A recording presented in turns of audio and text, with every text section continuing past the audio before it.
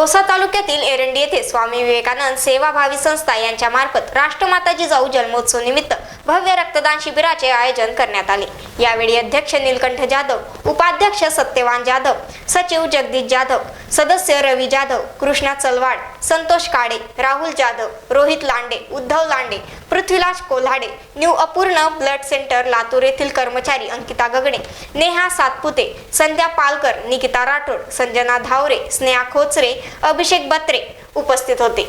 एरंडी गावामध्ये सलग 14 वर्ष झालं रक्तदान शिबिराचं आयोजन केलं जात आहे आणि या कौतुकास्पद बाबीसाठी आम्ही या स्वामी विवेकानंद सेवाभावी संस्थेचे सच्चे आभारी आहोत। या संस्थेमुळे आमच्या गावचं नाव पूर्ण तालुका, जिल्हा, महाराष्ट्रभर झालेलं आहे। या संस्थेनं गावात भरपूर अशी कामं केलेली आहेत। वृक्षारोपण, त्याचबरोबर आरोग्य शिबिर, रक्तदान शिबिर व गुणवंत विद्यार्थ्यांचा सत्कार हाही दरवर्षी ही संस्था नाविन्यपूर्ण असं कार्यक्रम राबवत असते। त्यामुळं आम्ही एक लोकप्रतिनिधी म्हणून या सर्व संस्थेचे सच्चे आभार व्यक्त करतो आणि यांच्या हातून अशीच दिरंगतपणे सेवा घडत राहो हीच आशा आणि अपेक्षा व्यक्त करतो। धन्यवाद। नमस्कार। एरंडी गावामध्ये स्वामी विवेकानंद सेवाभावी संस्था मागील 13 ते 14 वर्षापासून विविध क्षेत्रामध्ये काम करत आहे आणि गावातील तरुण वर्ग एकत्रित येऊन एक संस्थेची स्थापना करावी अशी आमच्या काही तरुणाची एक संकल्प त्यांनी तयार केला आणि त्या संकल्पाच्या माध्यमातून या सर्वांनी एका महान नेत्याचं नाव सुचवलं आणि त्या धर्तीवर स्वामी विवेकानंद सेवाभावी संस्थेची या ठिकाणी स्थापना करण्यात आली।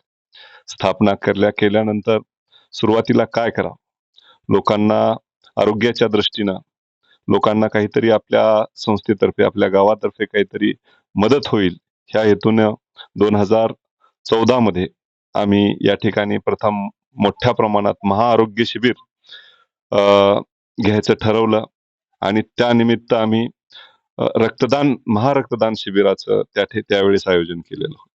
2014 पासनं आज 2025 मध्ये जवळपास 12 वर्ष म्हणजे एक तप पूर्ण झालेलं आहे आणि हे तप पूर्ण होत असताना एकही वर्षाचा यामध्ये खंड पडलेला नाही।